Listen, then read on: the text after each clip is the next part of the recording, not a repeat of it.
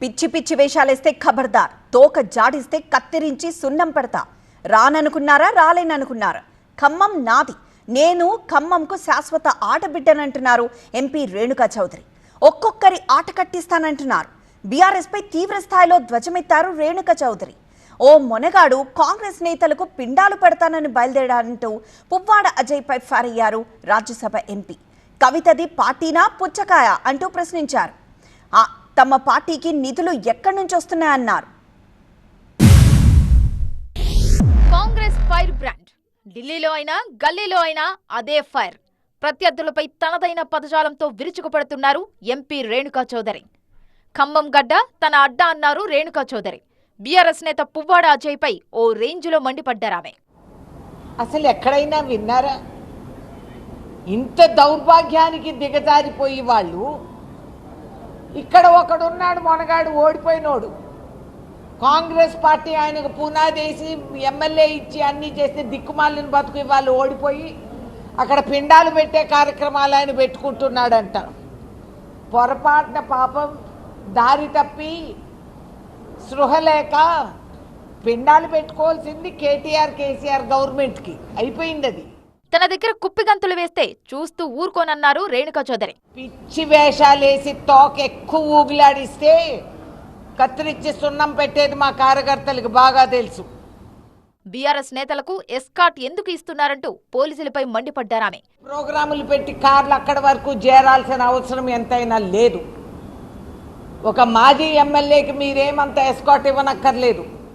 ప్రజలంటే భయపడేవారు ప్రజల్లోకి వెళ్లొద్దన్నారు రేణుకా చౌదరి. మా ప్రభుత్వ అధికార వసతులన్నీ నీకు కావాలి అని మీరు మాకు మాట్లాడి మా ముఖ్యమంత్రి మీద మీరు పిండాలు గడిది గుడ్లు అని చెప్పి మాట్లాడుతూ ఉంటే ఓర్పో సహనం నా దగ్గర లేదు. ఇంకా I will not tolerate such non sense. Clearly చెప్తున్నా.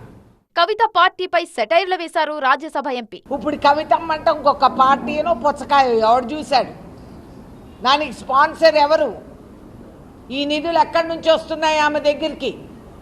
లిక్కర్ స్కామ్లో డబ్బులు ఏమైనాయి?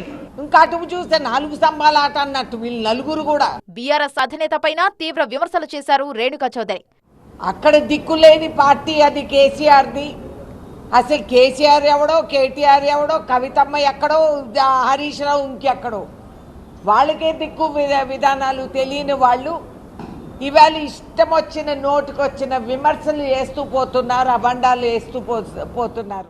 గోదావరి జలాల విషయంలో తెలంగాణకు జరుగుతున్న అన్యాయాన్ని అడ్డుకుంటారామె. సొమ్ము అల్లుడు దానం చేసినట్టు ఆయన అడిగి ఆయన చెయ్యి ఈయన పట్టుకున్నాడు కాబట్టి ఆంధ్ర రాష్ట్రానికి నా రైతాంగం ఖమ్మం జిల్లానే కాదు తెలంగాణ జిల్లాలో ఇవాళ మాకు నీటి సౌకర్యం, సన్న బియ్యం మేము పండించుకోగలుగుతున్నాం. మీరు కట్టిపెట్టినా కూడా యావత్ భారతదేశానికి అన్నం పెడుతున్నాం. వీళ్ళంతా మాట్లాడే మొనగాళ్ళందరికీ కూడా మేము భిక్షం పెడుతున్నాం. మరోవైపు మావోయిస్టులతో చర్చలు ఎందుకు జరపరని కేంద్రాన్ని నిలదీశారు రేణుకా చౌదరి. రిక్వెస్ట్ చేయకుండా, డైరెక్షన్ ఇవ్వకుండా దూరి అటు చంపుతూ ఉంటున్నారు. ఐ ఒబ్జెక్ట్.